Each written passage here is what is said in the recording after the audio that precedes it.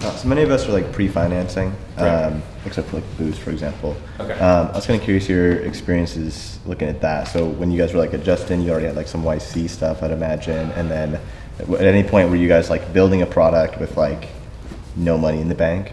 So the short answer is no.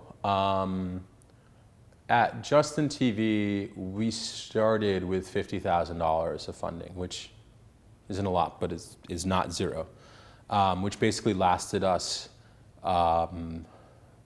for six or 8 months. So yeah, so the answer would be no. I think, accelerators are a good. Well, it's weird, right? Looking at the kind of folks that I see coming out and like looking at what companies do at YC, like a lot of the companies basically choose either to live an elevated lifestyle or not. And I feel like if you choose to not live an elevated lifestyle and you have any amount of money in savings, you probably can give yourself a year of, eating Captain Crunch and ramen and work on your startup without funding. So I kind of feel like, at Social Cam, the difference was at Justin TV, the difference was none of us had a job before college. And so we had $0 in savings. And there were 4 co-founders. So I kind of look at that as like, collectively, if we had each said, all right, we're gonna spend $12,000 of our savings to make this happen, it would have been the equivalent. So if some of you guys are right out of college with zero money in the bank, I imagine it's a really hard situation. If you have any money in the bank, you can live as frugally as us. I think we got paid $200 a month.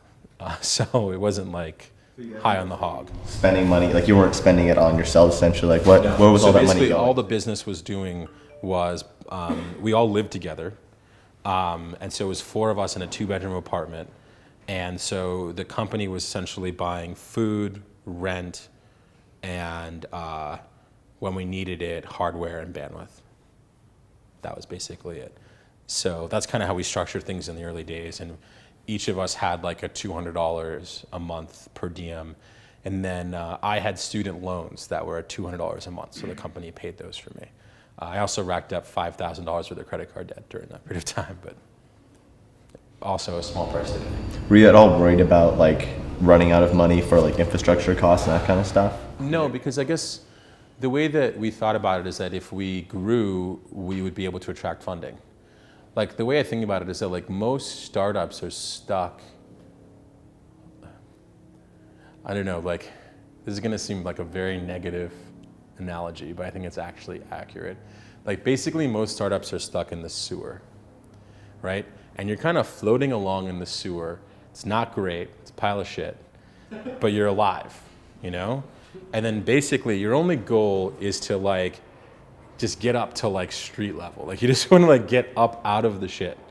But like the vast majority just like struggle along in the sewer and then die, right? And so like, I think it's like, these were things that were helpful. People told us in the beginning, some basic facts. Like it takes 7 to 10 years to exit your startup and 99% of startups fail, right? And so like the vast majority of startups never even raise a Series A, right? So like you're dealing, like that's why I like to say everyone starts in the sewer, because like everyone is behind from the beginning.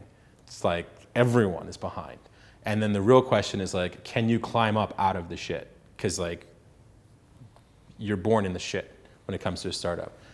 And so the way I think about it is that like, if you're already in the shit, like taking risks, like it can't get much worse than where you are.